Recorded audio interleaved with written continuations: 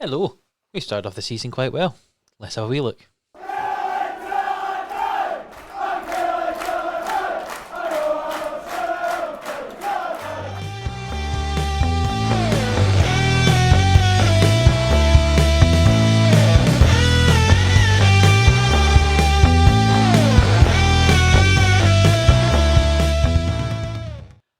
Hello, welcome back to the next episode of Killie Boys, here on Football Manager 2021. Last time we left you, it was a 2-2 draw with Hibernian. A couple of late Eamon Brophy goals brought us back to get that draw, and I've played a few games since then, and I'll let you see the results. You can see them right here. We started off with a 1-1 draw at home to Celtic. That was fairly surprising. I deliberately said, let's not watch this game live because, it could be fairly boring. We could get demolished. To be honest, statistically, we kind of did. Only 3 shots on target in the whole game, but we managed to scrape out a 1-1 draw. I was actually fairly happy with that result. If you ever take points off Celtic in this division, you're doing well, to be honest. The next game was away to Ross County. We won that game 3-0. It was a fairly even game. Again, you can see there not a huge amount of expected goals. Saying that new statistic that's here on Football Manager 2021. We only expected to score 0.92 according to that stat, but we did score 3. Brophy early on, he started this game, Sybil and then Burrows right at the end. Something I don't know if you'll have noticed, after that Hibernian game where we played 4-5-1, we've changed to 4-4-2. The second tactic I'd created, and it seems to be doing a lot better for us, as you can see from these results. And the most recent game we played was a game against St Johnstone, the team from Perth. A goal for Honstrup and Mackenzie, either side of a goal from Craig Bryson, the ex-Kilmarnock player. As I say, I've been rotating the team slightly just to get some of the guys some match fitness because they were struggling a little bit there. And now we move on to today's game, which is against Rangers. However, we have got a few injury problems to talk about. So yeah, as we can see on the screen here, Callum Waters has been injured most of the season. He's returning to full fitness imminently, but he certainly hasn't played any games for us so far this season. He was injured right at the start of the season. And the player who had been playing left back instead of him, Brandon Honstrup, has also just got injured. He's now out for 3 to 6 weeks with a thigh strain, which is very disappointing because it means we don't actually have a recognised left back available for us today. Stuart Finlay can play left back, but I really don't want to move him from centre back because he's such an important piece of that central defence for us. Him and Mengi have started with quite a good partnership so far this season, and I really don't want to break that up. So we're likely going to play Aaron McGowan at left back. He can play there if you just look here. He's capable of playing there. Not as good as on the right hand side, but I'm sure he'll be more than good enough for us for this game, possibly the next one if Waters isn't ready for then. But just typically, it's against Rangers this game, one of the toughest games of the season, and we don't have a recognised left back to play. We've also had Chris Burke, who's out with an injury for 8 weeks. He's got some torn wrist ligaments he injured in that game against Ross County, a 3-0 win, so he's out. So Rory McKenzie's getting a run in the side at right midfield there. Just a few injuries, but hopefully nothing too worrying for this game. Let's get into this match. So yeah, here's the team that we're going to go for this game away to Rangers in the Scottish Premiership. We're going to go with Danny Rogers in goal, Millen, Mengi, Finlay, and then McGowan filling in there left back across the defence. Mackenzie on the right, Sybil on the left.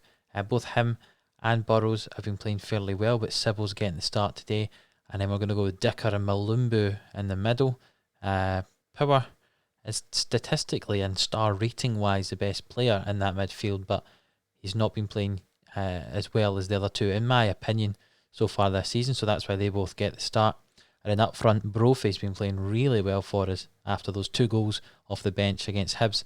And Kabamba there as a pressing forward's doing a really good job. Not getting the goals, he's only got 1 so far this season, but a really good job.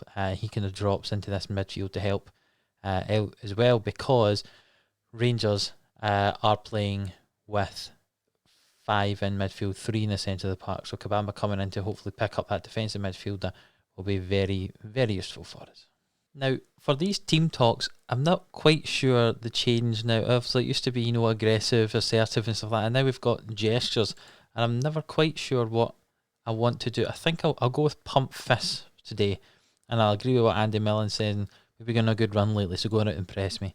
And they've not reacted at all, apart from a couple of players on the bench who now seem nervous. So that worked well.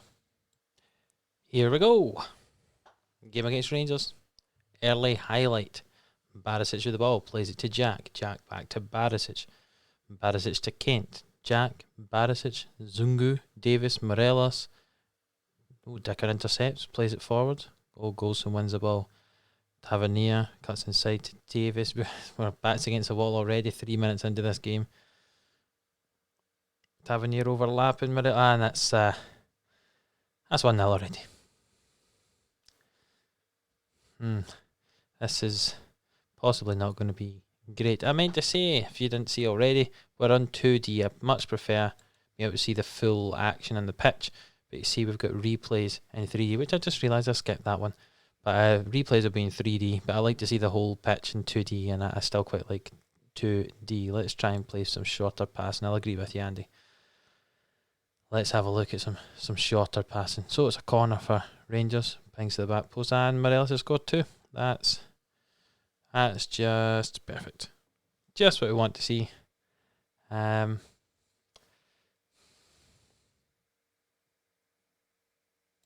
already said to do short passing, but just embarrassing defending. Let's try and keep it respectable, shall we? I don't know whether it's a positive thing or not that there hasn't been a highlight since the goals, but I suppose it means we're not conceding anymore. Looks like we're going to get to half time. Yeah, we are. And that is 2-0 down at half time. 2 goals from Alfredo Morelos. He likes scoring against Kilmarnock. Show me something else in this second half. Come on, boys. Let's go. Let's send the same 11 out. You've got about 10-15 minutes. If you don't do anything, I'll be making some changes. Well, there we go. That's about the hour mark now, and we've not done anything in the second half. So let's get some changes on here. McGowan is having a poor game, so let's bring Waters on. Even though he's not fully fit, give him some time there. Why not? Mackenzie can come off. Kiltie, who normally plays on the left, can play on the right there. And they'll bring Burrows on to the other side for Sibbald. And Greenwood on up top. I don't know if I mentioned this in the last episode, but in Scotland this season we're allowed 9 subs on the bench and use 5 of them instead of the usual 7 and 3 because of the current COVID climate. So I'll be making use of that. 4 subs there. Let's see how that does. It can't make it any worse, you would have thought.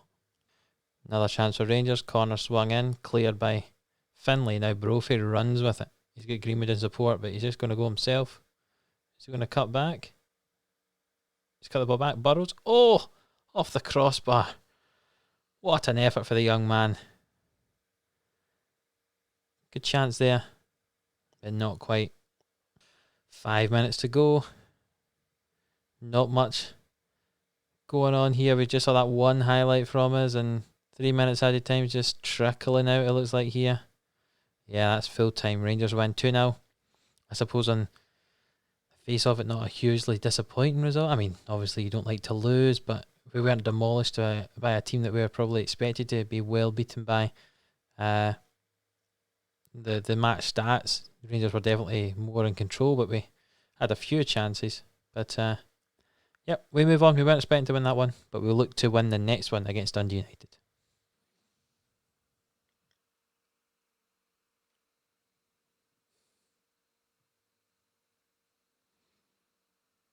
There's nothing in it. That's very disappointing. Nothing worse than going for a cup of tea and there's nothing actually in your cup of tea.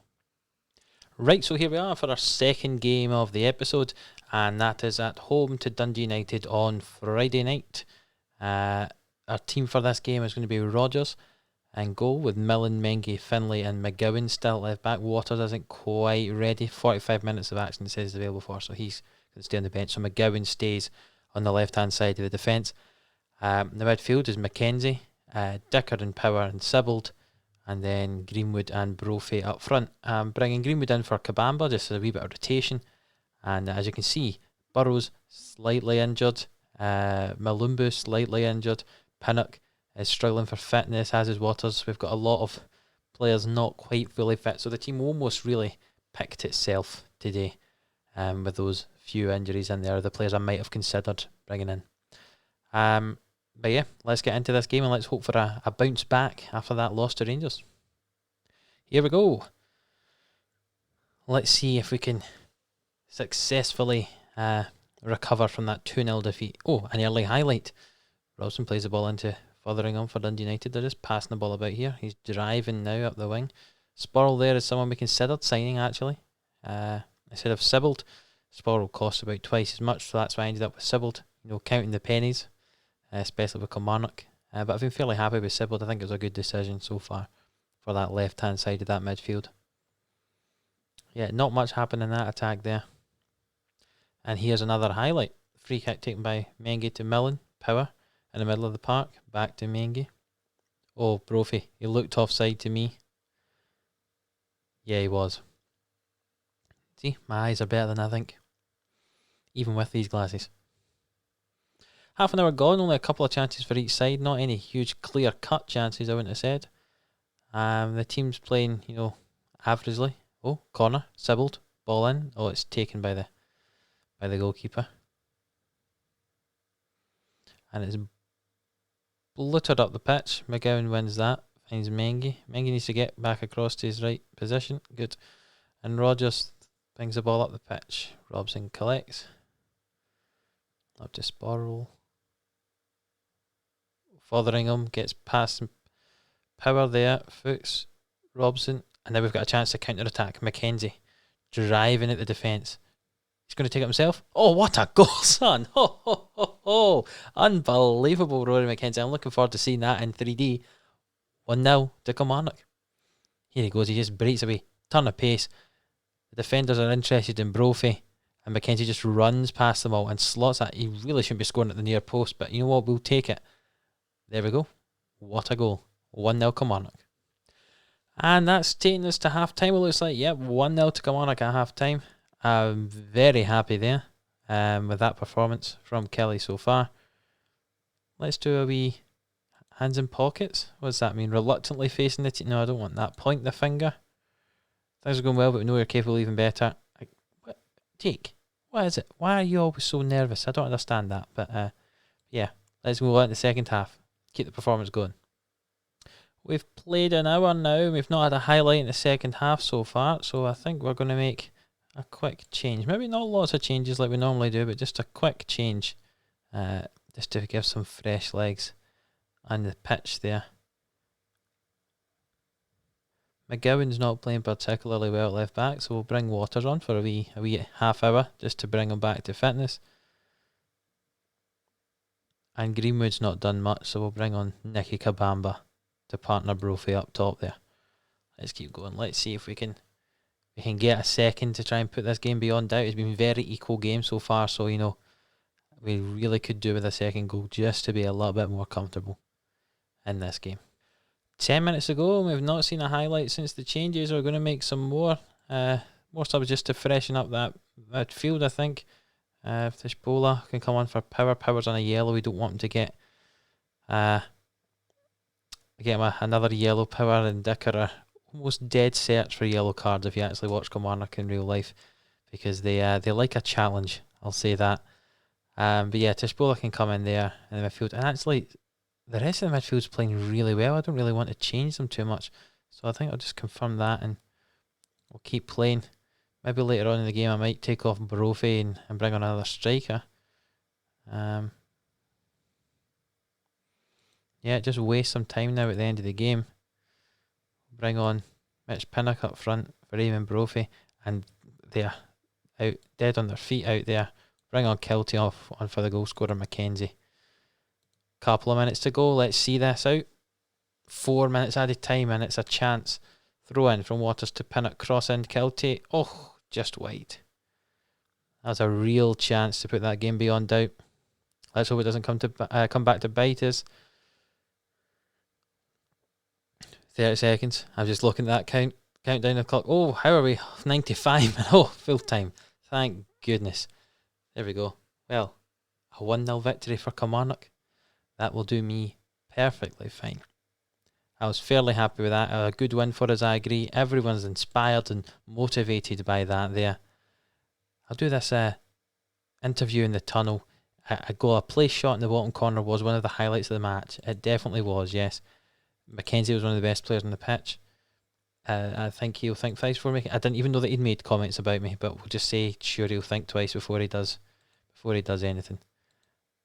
Just progress through here. We obviously played on the Friday night, so are going to be played on the Saturday. But if you look at the league table, let me try and get to it, and the competitions.